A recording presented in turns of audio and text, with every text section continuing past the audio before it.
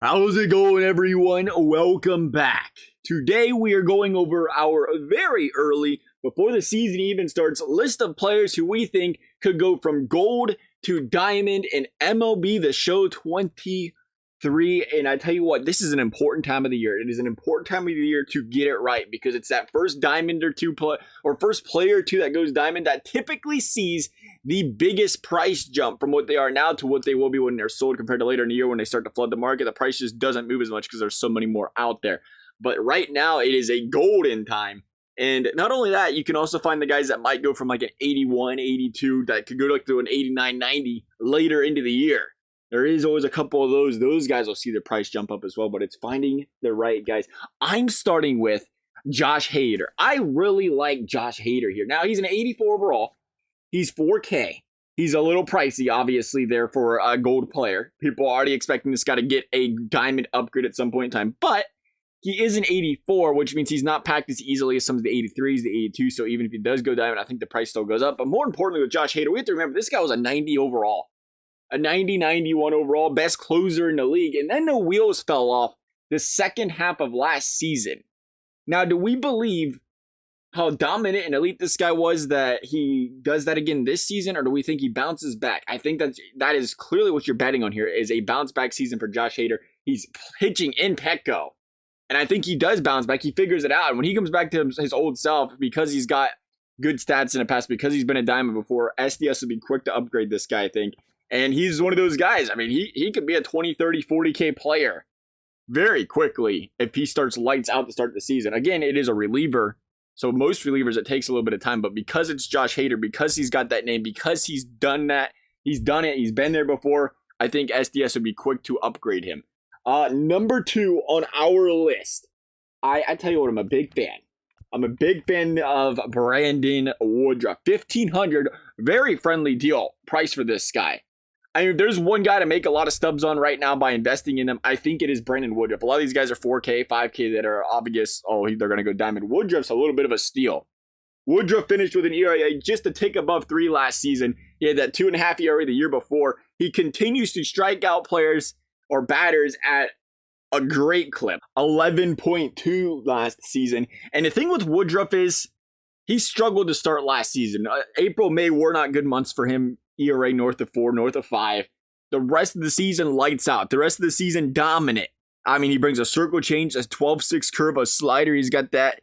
He's got a solid repertoire. I don't know how much people are going to jump on him because he's only got about a 12-mile-an-hour pitch differential, but they're going to jump on a guy if he's an 84 and he goes diamond. I think he's a guy, if they were to upgrade him because he's an 84, because he's a pitcher, and because of how he's been pitching, and you give him a month, I think he's one of those guys that sees like a +2, maybe even a +3. Where it's not like, just barely a +1. And that's where you see the difference being made. At the very least, you're going to quick sell it for 5 or 6K. He could go up more, though. So I really like Brandon Woodruff this year. Let's go on down to, all right. I'm going to get to him, and then I'm going to slowly say his name, because I think it's Rutschman. That's what I'm going with. 25 years young catcher. This guy's got some sort of respect from San Diego Studios, and deservedly so, as a defensive catcher who's been outstanding. He's got diamond defense, and I love that about this guy because he's 25. He only batted .250 last season. He had 13 home runs. He didn't have a lot, he didn't have no 600 plate appearances by any stretch of the imagination. He had about half of that, so there's room for growth.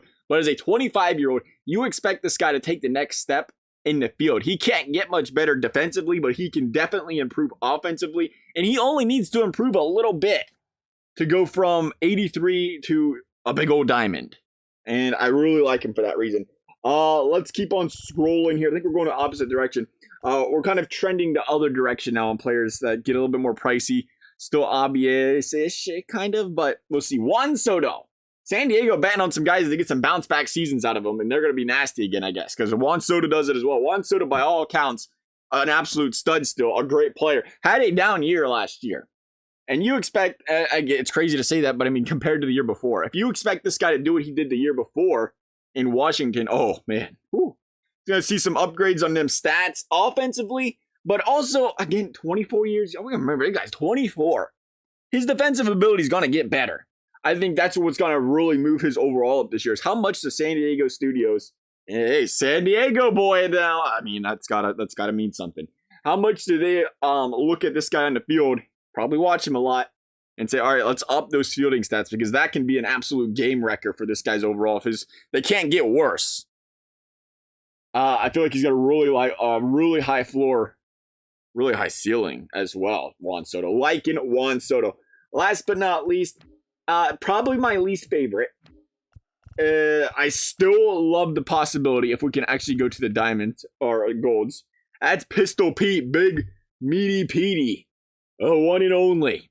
There's not a lot to say here with Pete. I think you know what you're gonna get from him. He's a home run machine. I think he's on a contract year, which interests me even more. I think he's on a contract year, so I'm to think he can do better than what he did last year. Yeah, I think he can. I think he can bump that average up a little bit. And what really concerns me, it's really a difficult thing for Pete Alonso. It's the common defense. He's 28. He's been in the league for how many years now? His defense isn't changing. And that is one of the toughest things for these guys. I can't harp on it enough for people when they're investing. Maybe they're new to the game. Is you have to so much look at their defensive rating because if they've been in the league for a long time, they have common defense. Odds are that's not going to change unless the game is just feeling generous about upgrading their player to a diamond and upping their fielding to change it. It's difficult because when you got really good offensive stats, there's not a lot of wiggle room to improve them. So your improvement to get your overall up needs to be on the defensive side of the ball, especially when you're a guy like Pete that's not a fast guy. And again, his defense isn't good. So his wiggle room is either his defense improves, very unlikely, or his batting average improves, which is likely.